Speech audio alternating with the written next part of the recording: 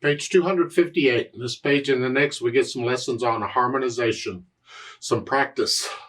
So I'll go through the process I use for this kind of thing. Let's see what we get. First off, well, yeah, I look it over, of course. I know the time signature, the key signature, and all that. Okay. Just play the melody first. I want to hear what the melody sounds like. And this at the beginning, this, it's a pickup beat, 2 and 1, 2 and 1 and. You take all those notes up to that half note, all those. That's just a broken E flat chord. See, that's the chord, and we extend out to the octave, and that's all that is. So that melody is just a broken chord, huh? And then they want 5 finger. This prepares us for what's coming. Then you do it again.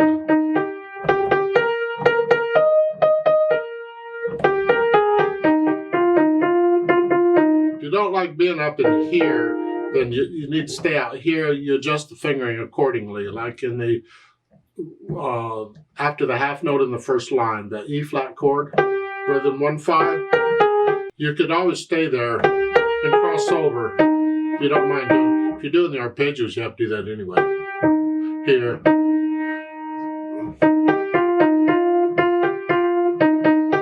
You're just basically putting the thumb on the white note and letting the other fingers play the black keys. On the G, that is, because you get some Fs too. Which you can use some other finger for. I don't care. Use fingering in the book. It works for me. Now, I want to know what the chords are. So I want to make sure I can play the chords. I just do block chords. We have an E flat chord here. I don't know where to go. I'll just go here for now. And then a B flat chord. A C minor chord. And a B flat chord. And then an E flat chord. B flat. E flat, B flat, C minor, B flat, E flat. These are the chords we're using here. Okay, so, and they're all root position. If they wanted an inversion, they would have a slash and then some letter telling you what the bottom note is. So I'm root position. I'm just doing that. Basically, I'm here.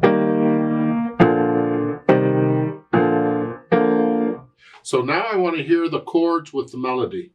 I just block chords still, just to. There's no chord on the pickup beat. There's nothing given, so it's just that. B flat.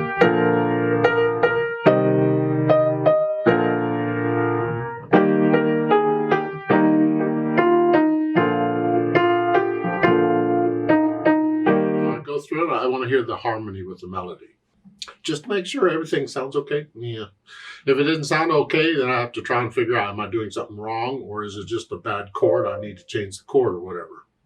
And then once I can do that, I'll try their pattern. They want a broken chord. That's above to show you.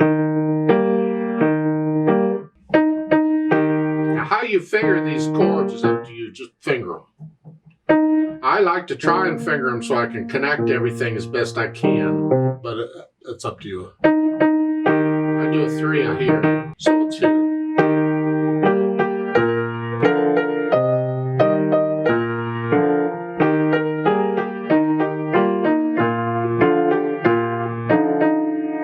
That sounds off, but if you want on the pickup beat, because we started with a pickup beat, the last part of measure 8 is a pickup beat to the next. You can leave the left hand out, let it rest for one beat.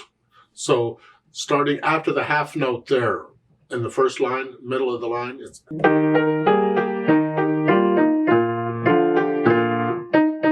You just don't play a chord in the left hand. And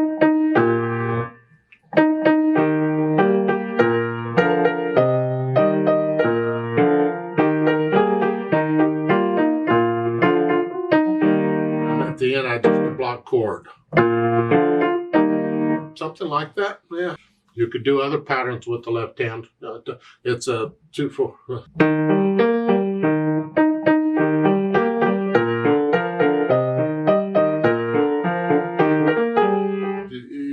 I get fancy. I'll go. Okay. Experiment. Have some fun with it. Be creative.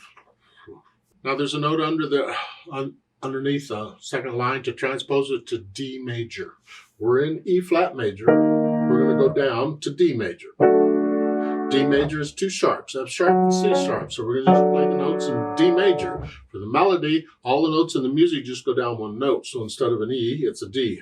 So, and here, so it's...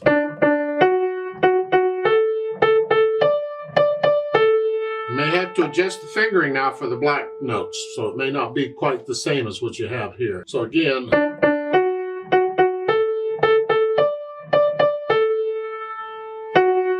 they want a G. See, instead of a G, I need a G. I need F sharp.